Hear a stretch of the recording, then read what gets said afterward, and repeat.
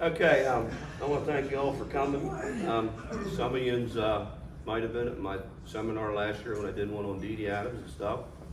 My name's Roger Parks. I'm from central Pennsylvania. Been hunting turkeys for over 40 years. When I started hunting turkeys back in the late 70s, early 80s, I hunted fall 3 or 4 years before I ever even got interested in the spring gobbler. The individual that got me started into turkey hunting was Dee Dee Adams, the father of the modern slate, had the patent on the modern slate calls. And for years when I was going down to him and stuff, one of the biggest things that I took from him is he was one of 2 hunters in my county that consistently killed adult fall gobblers every year. And one of the things that I took from him was, he said you cannot put turkey hunter on your headstone unless you've called in and shot an adult fall gobbler. He says that is the hardest thing to do in turkey hunting by far none. Now the problem is those old timers, him in particular, wouldn't tell us young guys nothing. He did not like NWTF, okay? Parker Wheaton did not like NWTF. The reason they didn't like it was his PA's first spring season was 76. But those guys hunted other states where there was spring hunting. And when the NWTF started advertising turkey hunting, and then you went into the age of the VHS tapes, those guys didn't want any competition in the woods. That's why they didn't like NWTF. But he was very tight-lipped on gobbler stuff. I could get stuff out of spring turkey hunting and stuff for him and stuff, but he was tight-lipped on that gobbler stuff. Well, anyways, through the years and stuff, after he passed away, I got 4 of his personal hunting calls, okay? And in them hunting calls, which I never seen before, was a call that he made called a gobbler call. And I asked his nephew, I said, is this what he used to gobble you up with? He said, absolutely. Now his was glass, it was double glass. When I started making mine, I tried double glass stuff, lined it up with a slate, okay? But anyways, when I seen that, and then I started experimenting with calls, trying to get a call that would do gobbler yelps, okay? And I was able to come up with that in 92, okay? Which was my original gobbler call, which has a solid backlog. Now, this is off of Dee Dee's mold. I'm the only one outside of the family that has access to that plastic. Now, there was a couple of Tuscarora Legend Mountainside, looks very similar to this. That is not the same mold as this, it's off a different mold. But anyways, when I come up with this, my intentions at that time were just for gobbler stuff. But when I took that call and used it in the spring, I found that the big difference was that I've learned, and that's what I want to stress about this seminar, is running gobbler yelps for spring turkeys. Now, I've probably told some of you this already.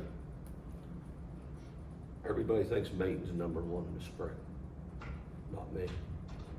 The reason I say that is you've ever had anybody raise chickens and you got one rooster going to breed and you bring another one in, what happens?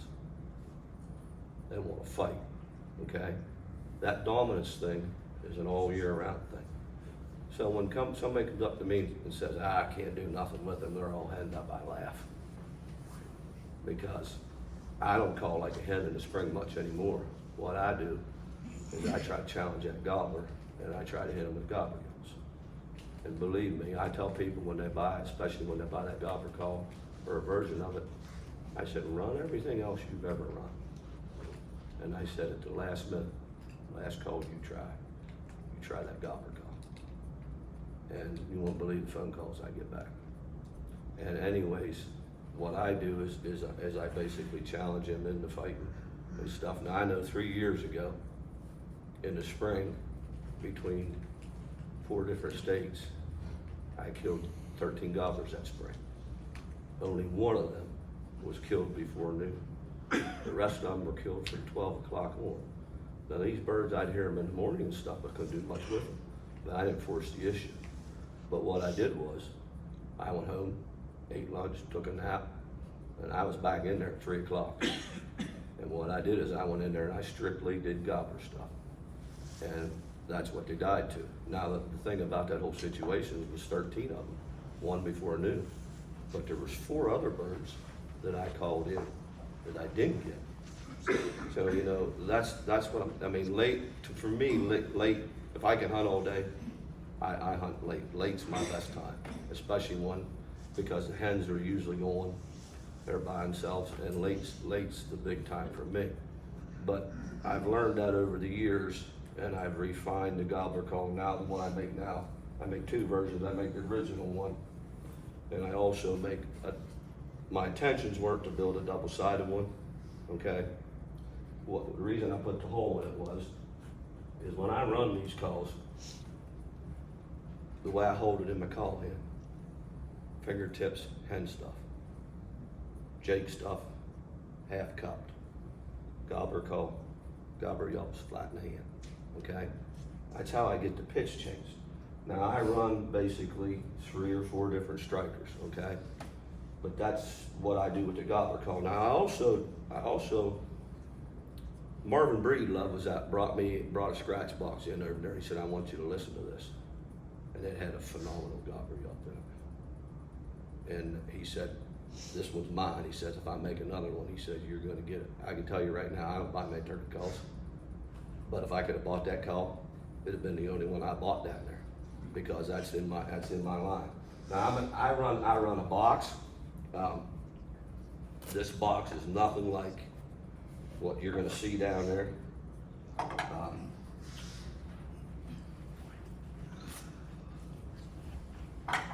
This is made by a guy in Alabama by the name of Donnie Richards. Now you look at that sound chamber in that box. That is a big sound chamber, okay? What he built this for, I think from what he told me, he's the only one that ever built a box that won the Grand Nationals for gobble, okay? And when he got this, I heard him, he played it over the phone for me, and I heard the gobble. Well, I heard something key in there. Thought it might have been my phone. They can call back later. But anyways, believe me, when I'm in Walmart or something and they hear that keying on the phone, you won't believe me the looks I get. But anyways, when I heard that gobble in this box, I heard that deep tone and stuff, and I'm thinking, man, that thing's got potential to have a gobbler yelp in it. So I called him up, and he sent me a call, 4 or 5 lids, and I monkeyed with it and stuff. But this thing has got a phenomenal gobbler for a box call. But that ain't what I wanted it for. Now you see the tape on the side? That's just where I put finger holes on it, okay? This is my Jake yelp.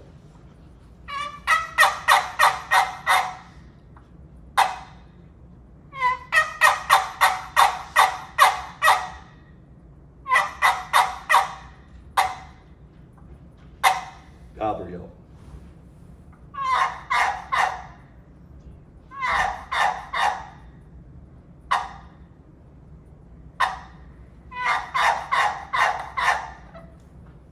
When I fall hunt, I don't take a call in the woods that's got a hen yelp in it, because I only have a certain amount of time to hunt. If I go to hen stuff, I see young turkeys and stuff. I don't want to waste that time on young birds. I haven't shot a young fall bird in 12 years. Out of the last 13 years, I've killed 11 fall gobblers. And like I said, I strictly stick to that gobbler stuff, but I do the same thing in the spring. Is I'm very hard on gobbler stuff, especially on birds. Especially, the problem is our seasons are set up. PA comes in May 1st. Our breeding's done by then. Our hens are on the nest. They want the birds to be on the nest. If you take notice, you got groups of gobblers running together, pairs of gobblers running together. Well, that's a sign that your season's tailing off, okay? They're hard to deal with when they're together. And you get a group of 4 or 5 gobblers, they'll gobble and they'll come so far. but they won't commit because they're together. Well, how I get them to commit is by gobber yelps. Now, I'm gonna give you a hunt. It was in Alabama about 3 years ago, and it was in the 20s, high 20s, below freezing. Now, what I experienced coming south is your birds don't gobble very good when it's cold like that. In PA, if there's a frost, they're tearing the woods down. But we didn't hear nothing until about 8:30, 9 o'clock, and it warmed up. And I got a bird started with my long box. And what was going on is I think as we were going to that bird, we were getting another bird to gobble, and then we kept going. We went a long ways. Well, we finally got in this hardwood bottom, and the guy I was with, he hit a Wrong Brothers box, and the bird cut the call. That was the first time we had a setup. We set up. He hit that wrong box again. Nothing. And his low end stuff on diaphragm call was the best I've heard of anybody in the woods I've ever hunted with. He tried the diaphragm, nothing. Hit the wrong box, nothing. He looked at me and he goes like this. Now granted, I looked at him and I said, "Are you done screwing around?" And he says, "Have at it, Yankee." Now, I've been through this Yankee scenario before, okay? And I'm just gonna tell you flat out, the way this country is right now, if you would have won the war, we probably wouldn't be in the shape we're in right now. But anyways, first thing I done is I hit a 3-note on that gobbler call.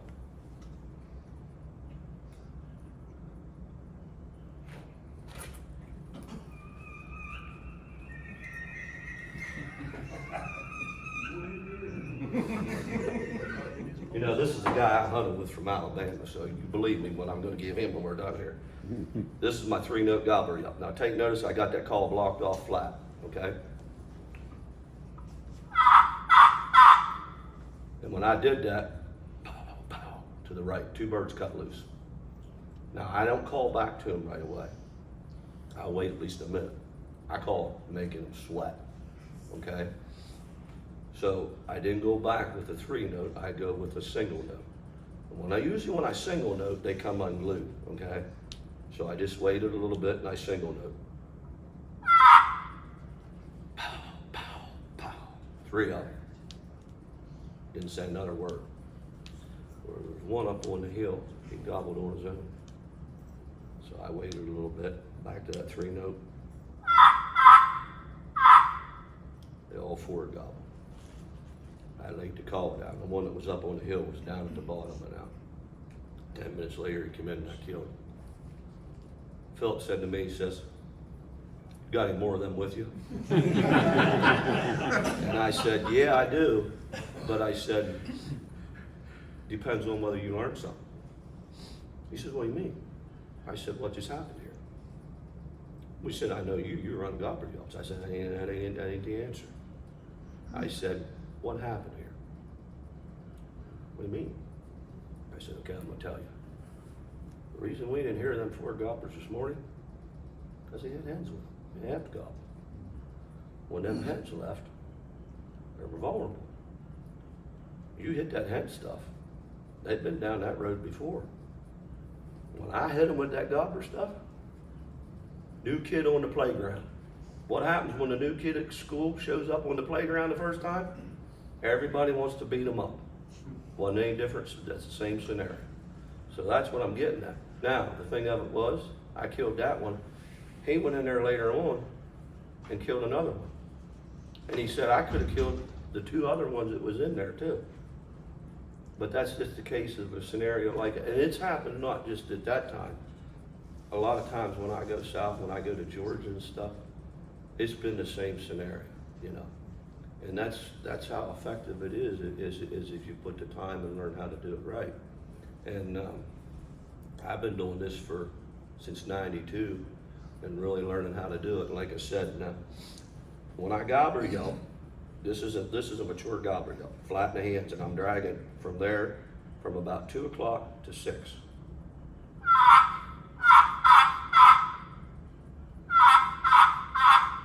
Flat in the hand. Now when I Jake yelp, What I'm gonna do is I'm gonna put a 2-note Jake key in front of my Jake yelp. Most of the times in the fall, even in the spring, them Jakes are going, now I go from flat to that, okay? Half cup position.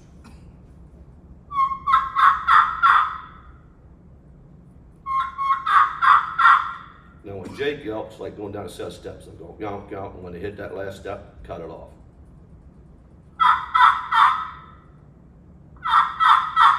Notice the speed's a little faster than the gobbler yelp. That's the difference between the Jake yelp and the gobbler yelp. Now in the fall, I run more Jake yelps in the fall than I do any time. For me, it seems like the mature gobblers and stuff are more vulnerable to a Jake yelp.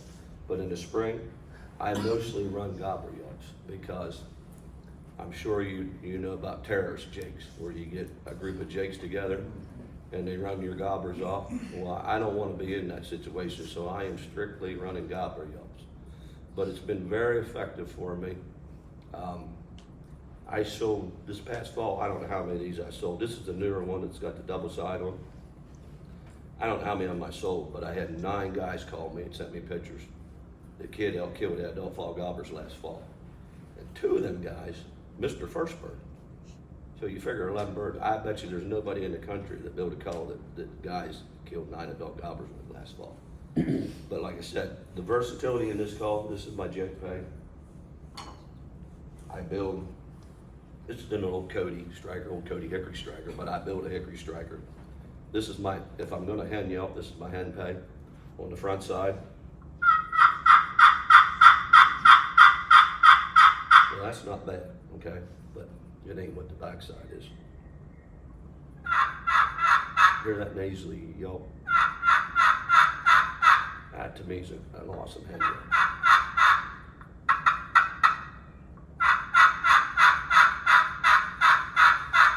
That's my hen peg.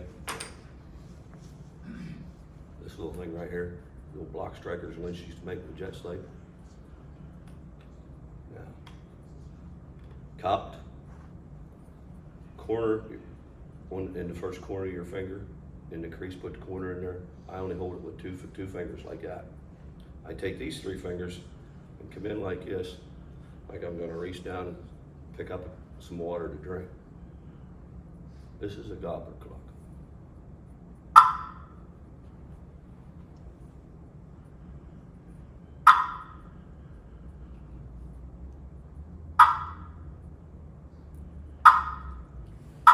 Now, if you're sitting there and you've been calling and you ain't heard nothing, and you hear that, you better not move your head, because I guarantee he's within 40 yards.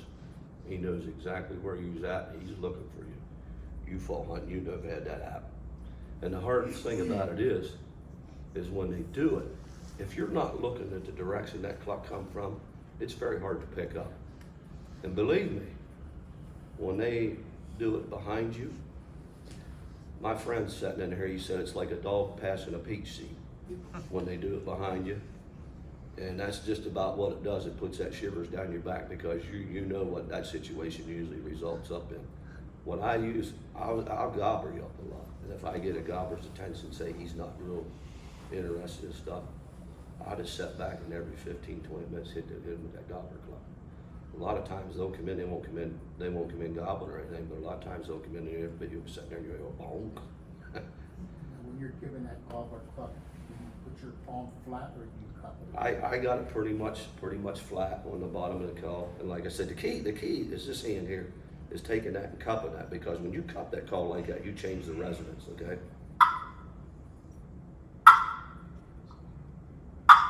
I mean, if you run that outside, that'll carry a country mile. Now this striker also got a little bit of Jake stuff in it. But I mainly use it to clock with, okay? Now, since you're the closest here, take this Jake peg and just bounce it like that on your fingers, like this here. Now, big difference in there. This is about 14 grams. This is 23 grams. And what would I use a striker that light for?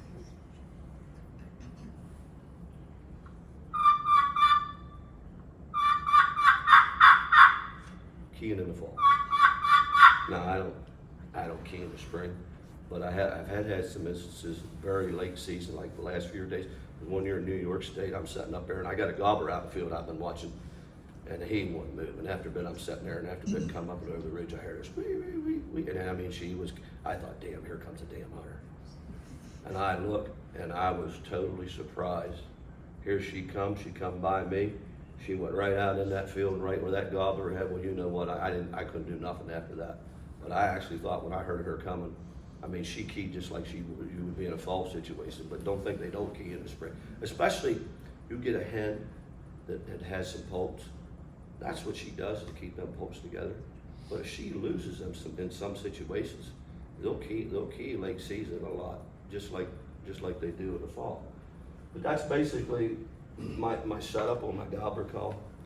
Now, it's not because I make it, but you go out there in that room and you find me a call that'll do everything I just done with 3 or 4 strikers. If you find it, bring it to me. Because you ain't gonna find it. I mean, you take something that'll key like that, gobbler yelp, like Jake yelp, it's not there. That is, since 1992, what I've been working on. Now, I built this call here 2 years ago with the double-sided one. That's what I'm gonna sell, the regular one, my original one, and this one. I built this 2 years ago, the first day I had it in the woods. I killed a gobbler within the fall. And then 9 birds this past fall, but I've taken that gobbler stuff and put it into my spring stuff. It's completely changed the way I hunt, okay? Now, I got a good friend, he's in this room, that I've known for 25 plus years. And he's from Lisbon, Tennessee. And when I get down there, I'd stay at his place. I had season tickets at Bristol for 25 plus years. So I'd always go a couple of days early. And we go out in the woods and we call, okay? He's one of a handful of guys that can play Zach Farmer Yelper good, okay? So we're out in the woods, he's about 50 yards from me, and he's hitting that Zach Farmer call. I'm running some stuff, and I think, man, I ain't got nothing for that. And I thought, well, I'm gonna try some. So I gobbler yelped 3 times, you know. He always wore this orange Tennessee ball hat with the white teal in the front. So I gobbler yelped 2 or 3 times. I looked over, he didn't turn his head. I hit that single gobbler yelp. I got his attention.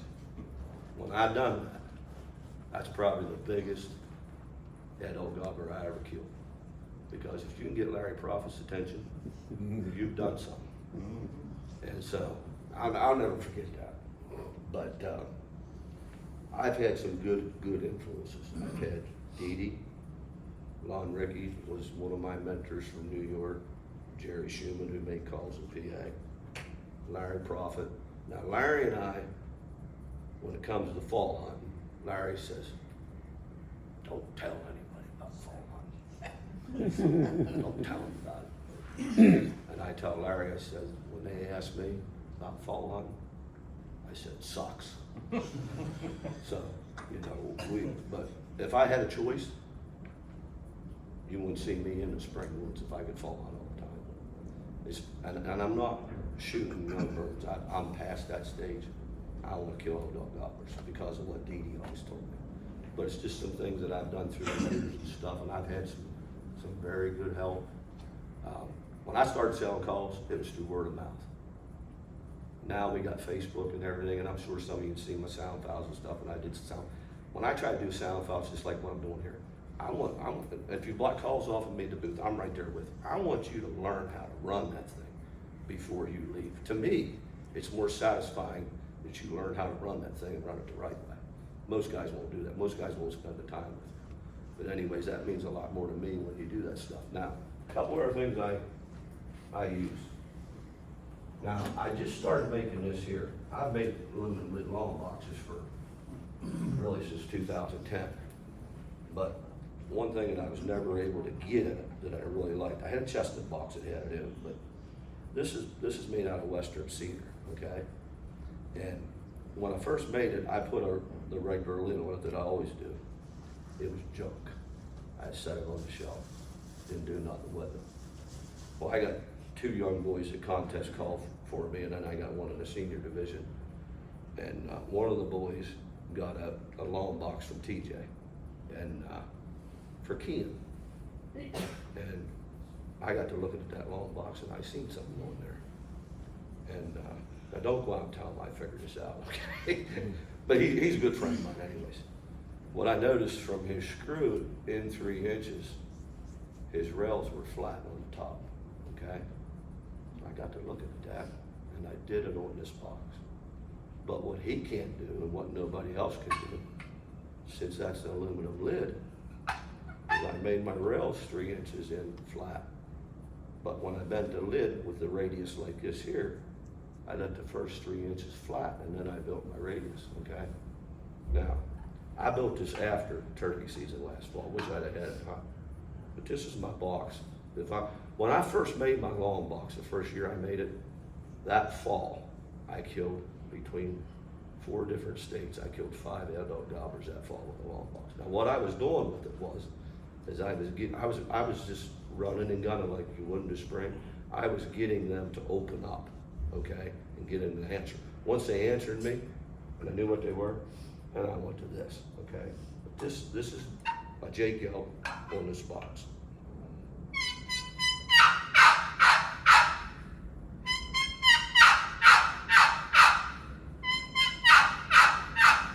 When I soft call my long box, I turn it backwards, play left side.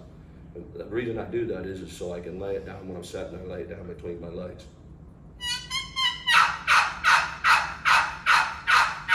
Now, on the inside of this is going back to the Mark Sharp age. Mark, you remember when Lynch sold the boxes and put them little pegs in there, what you call a tuning peg? Yeah. Take notice, I got a tuning peg in there. I went from here to here to here. And what I did is I was trying to get that yelp to where it was lowered. But you don't see, there's probably not too many guys that remember about that tuning peg in there. But that's something that Lynch did, and it's something that I put into this box. But this box is actually I had a chestnut box that I hunted with. This box will replace that chestnut box. Now on the right side, it's got gear to heavy stuff. The left side is what I got set up for my gobbler stuff. Now, I haven't even showed Larry Prophet this yet, okay? I'm a tinkerer, and like I said, when it comes to gobbler stuff, that's what I was looking at. But anyways, this here, if you look at that hole and you look at that hole, this was a Lynch outhooter. And I put a piece of slate on it, and I cut a slot in the back. Now what I was figuring on doing was making a cluck and perk call, okay? What I ended up doing was running a scratch box on it. This is a gobbler yelp.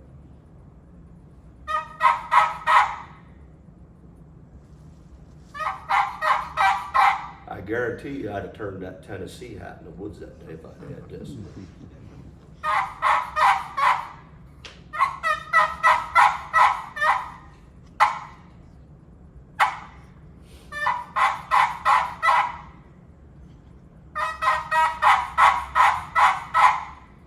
That's the box I got in the gobbler yelp with. This is a scratch box, sort of like the guy for Gaskins, but Curtis Terrell made this.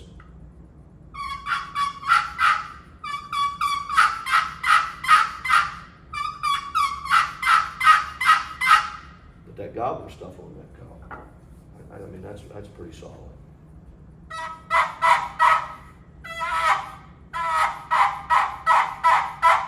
Would that work, Basket? That's just some of the things I hunt with.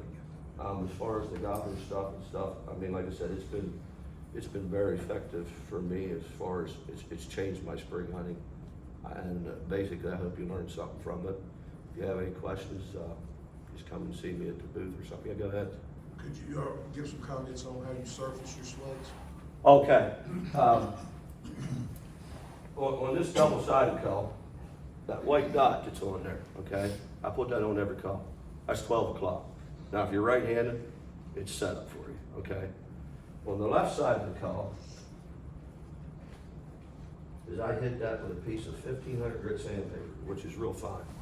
That's the black sandpaper that you use for auto body, wet sand with. And what I do is I come in about 3/4 of an inch from that edge, and I slick that up. Now, if you were to go to Yelp on it, it'd be hard to Yelp on it, okay?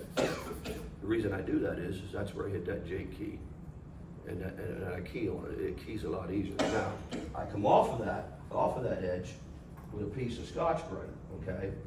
And that piece of Scotch-Brite, I come off of that and I just rough it up normally like you would normally do with any other color. So when I go from that J for my keys, when I jump over into that rough area, my Yelps are there. That's how I prepare the call. When I build these,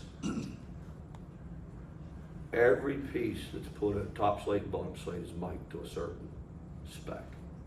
And that's how I take, normally if I didn't do that, this call would do nothing but head yelp it. So I mic that slate to a certain spec. When I get these plastics, I also put them on the lathe and I make changes internally on it strictly to get that lower tone sound that I'm looking for. That's how I prep the slate. Now, on the strikers, especially this striker here, my key striker, my hand striker, the end of that is just built up with slate, okay? And I do that when I send them out or when I make them. The reason I put that slate build up on there is I've never put a piece of sandpaper or had to touch this striker with a piece of sandpaper. The reason I want that slate build up on there, it is easier to hit them keys with it than would them J-cups with it. Now, a lot of guys will take these strikers and they'll put them in a vest pocket and then them tips get to rubbing against it and it slicks your striker up. I go buy them pencil erasers that you stick down over the end of a pencil and I stick them over the end of a striker, but I don't carry, this is why I carry the strikers right here, right like this here. That way I know where they're at and I know where, I don't have to root around and I don't wear a vest. I got a Glenda Green one of the first seat cushions she made for me. The original guy was a guy by the name of Breedlove. I don't even know if he's around or making them, but I sent that cushion to Glenda Green. Her cushions are only about that big around. I said, Glenda, I need one for a big butt, you know. So I sent her my inner tube, and then she put the strap on it. I put my long box case on the strap and stuff, and I had it here last year. I got it out there now, but I showed some guys here last year and they went out, and about after the 4th or 5th guy here, she says, "Don't you be sending no more guys out there for this." She said, "I got enough to do right now." I said, "I'm only helping the cause." And she says, "Well, show them and tell them to wait till after hunting season." But it's got that rubber inner tube in it. And first time I took that thing to Alabama, my buddy's, well, he's younger than I am, he started laughing. He says, "Old man," he says, "that's a hemorrhoid cushion." I said, "I'm gonna tell you something, fat boy." I said, "You come to PA, and I guarantee you, every place you set, your butt's gonna be on a rock." So I said, "If you can handle that, you've done something." But I said, "I'm too old to handle that anymore. I can't sit still if I'm sitting on a rock." But that's just some of the things that I hunt with. I'm the type of person, everything I buy, I always, nothing suits me that I can buy. That's why I don't wear a vest. The reason I don't wear a vest is I carry too much stuff. I can't lose no weight, so I gotta eliminate something, so I eliminate that vest and stuff. But anyways, that's just some of the things, the different things I do when I'm hunting and stuff. And you got any questions, have at it. Yeah. Compare the effectiveness of a gobbler yelp in the spring versus a gobble. Well, I had somebody earlier ask me if I do any gobbling with my gobbler yelps. In the spring, no, because there's too many guys in the woods. Okay, I don't want to draw attention. Okay, so I do not gobble in the spring. Okay, even if I'm on a piece of ground where there's nobody else supposed to be on there, I don't even do it on that because there's always somebody going behind enemy lines. You know what I mean? So I don't take that chance in the spring. In the fall, I'll mix that gobble in with my gobbler yelps. But in the spring, it will work. I'm sure it will work. But I don't do it for the fact that I don't want to draw attention and I don't want to get in a situation where because I've already been shot at once. And I was very fortunate that, thank God for Russell snake boots because it stopped most of the shot. I was sitting down, it hit me from the knees up. You know, so I don't wanna be in that situation anymore. I sure in heck don't wanna be in a situation now with these guys shooting TSS. Because unfortunately, that guy was shooting leads. I wouldn't wanna be in that situation with TSS. But anyways, like I said, if I'm gonna gobble, it's mainly in the fall where I don't have near the hunting pressure that I normally have. I just don't do it in the spring for safety reasons. Yeah. Anybody else? Yeah, go ahead. Okay, in the fall, when you're looking for these adult gobblers, I find them by accident. I mean, I'm just out turkey hunting in the Right, fall, right, and right. I run into either a gobbler, a 2 or 3, or 6 or 8 Right. by accident. Right. Do you have any tips to actually target, to eliminate a lot of time spent wandering around Right. to try to find My those first tip, groups my of first adult tip is gobblers? very simple. How many of you guys bow hunt? I don't. The only time I bow hunt is when I can't hunt turkeys. The reason I don't bow hunt is, I go, okay, I go, but I don't hunt. The reason I go is so she don't know that she knows I'm going hunting. But I'm out, I use my bow, when I go to the woods, our bow season comes in PA first of October. I don't carry that thing. I'm out scouting for turkeys. What I'm looking for then is a food source, okay? And if I find a good food source, sooner or later you're gonna find gobblers on it, okay? Now, gobbler scratching versus hen scratching. Hens dig constantly, okay? You ever come up on some scratching where you see a hook here, and you take 10 steps and you see a hook here, against the side of a log, against the base of a tree, that's gobbler. It's no doubt, no doubt. But I do a lot of scouting, a lot of pre-scouting on gobblers. Usually I try to have at least in PA, because I go to Ohio, and I don't come home from PA, so I do my scouting before I go to Ohio, and try to get on to where I'm seeing some adults, gobblers in some places, at least try to get a couple of groups of gobblers close. Now another situation is I've hunted my areas enough. When you get a hunting pressure, and you start getting hunting pressure, because we got archery season, and then we got a week of inline season and stuff, and then you got a youth season, center fire rifles, and a senior season. When that pressure starts, I got a pretty good idea of where they're gonna push these birds, okay? So I'll check out them places at that time. The best situation that you can get in to killing gobblers in the fall, and you only get this about every 5 years. And I don't, down south, you probably don't have as many of them. But when you go from northern Virginia into northern Pennsylvania, New York's just loaded with them. By far, the turkey's favorite food is a beech nut. I've had them walk through pick cornfield with corn laying in it. They won't even touch that corn when there's beech nuts digging in it. If you know there's beech nuts, you don't have to do no scouting. 2 years ago, we had beech nuts. First day out, I get into gobblers and pea. I didn't even go scouting because I knew there was beech nuts. When I go out early, that's the first thing I look for. Now I call Larry, because Larry's got a big beech nut tree down there where his cabin's at. A lot of times I'll call Larry and say, hey, is that beech tree down there got beech nuts on? If that tree's got beech nuts on, there'll be beech nuts the whole way up the northeast.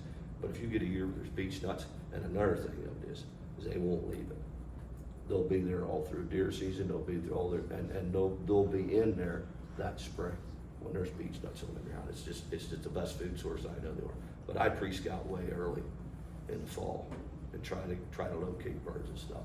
But I've been hunting enough places now that I can pretty much, like I got a place in Ohio, just unreal in the fall, you know. I'll show you something you probably haven't seen too much of. Double spurs. Okay? They were not spring gobblers. They were both fall gobblers, killed in Ohio about 3/4 of a mile apart. The first one I killed, there was 8 other gobblers with it, so I guess I shot the right one, didn't I? The second one was by himself, but that's just something there, you know, that, I don't know, I know one guy that has shot 2 double spurred birds in the spring, but I'd be surprised if there's anybody other than me that has shot 2 double spurs in the fall, you know, and stuff like that there. But like I said, I put a lot of time in on it. But most of the places I hunt now, I pretty much know where I'm gonna find them and stuff. Usually them things are always in the hardest places and the trashiest woods. When you got a year where you ain't got no mass crop, they're in the trashiest woods. Another thing, I don't know how far, I know Ohio has, but autumn olive. Yeah, we Now, got it. autumn olive, they brought that in, especially in Pennsylvania on the strip mines.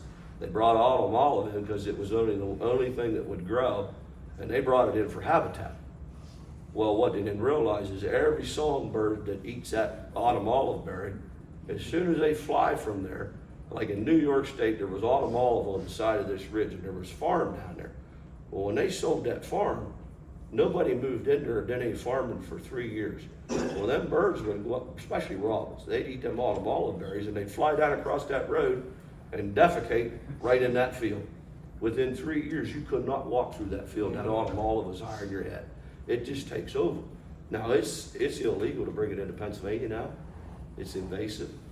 I'm gonna tell you right now, if I had a piece of ground, there'd be autumn olive in it because when there's no mass crop in the fall, them turkeys will be in that autumn olive sometime.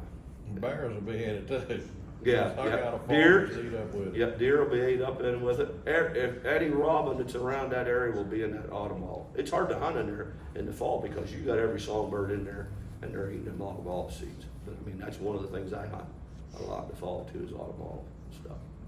And I said, when you come to Unicoi, you got the best of the best.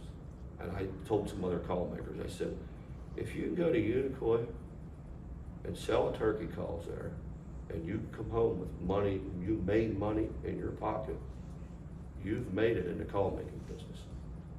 There ain't no harder sell than in that room down there right now. You got the best of the best. I don't think, to be honest with you, that some of the guys, you're not gonna buy a bad turkey call at Unicoi. You know, you go to Nashville, you can't hear nothing. I mean, you can't hear nothing down there now. But one thing about it, I do the same thing that most call makers do. Take it outside and run it. You know, and you know, that trust and stuff and what Mark's done is just, this is a phenomenal job. So I think we all need to.